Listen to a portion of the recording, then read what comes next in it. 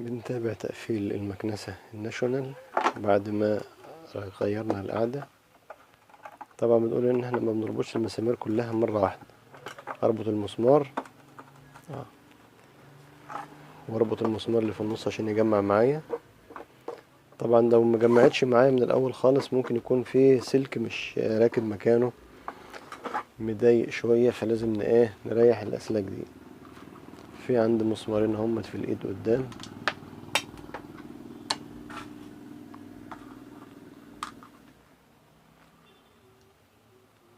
المفك عشان ما مغلط فبيلقط برادة.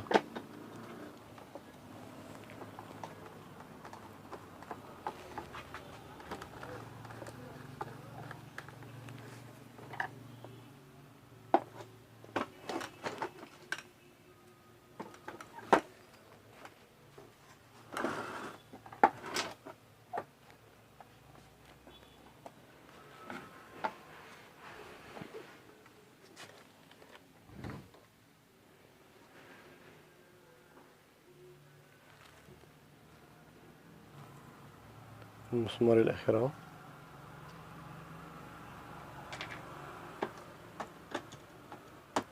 بنقول ان احنا لو ما جمعتش معانا ممكن يكون في سلك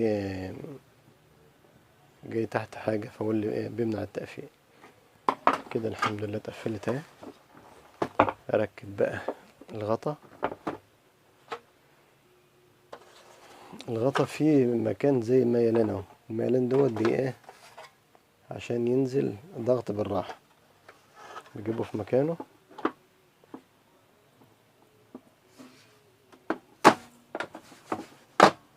اركب الغطا، اركب الكيسة عشان اجرب.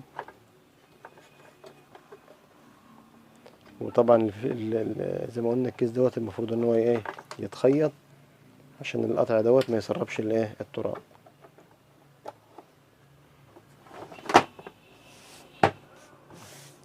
طبعا محتاج ان انا اجرب، فخلي بالكوا الصوت هيبقى ممكن يكون عالي شويه. السرعات بتاعه المكنسه دي ملغيه، فبتشتغل مباشر على طول.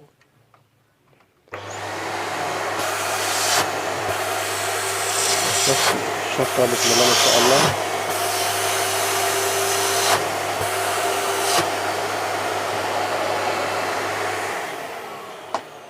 كده الحمد لله المكنسه اتقفلت وخلصت، والشفط بقى تمام.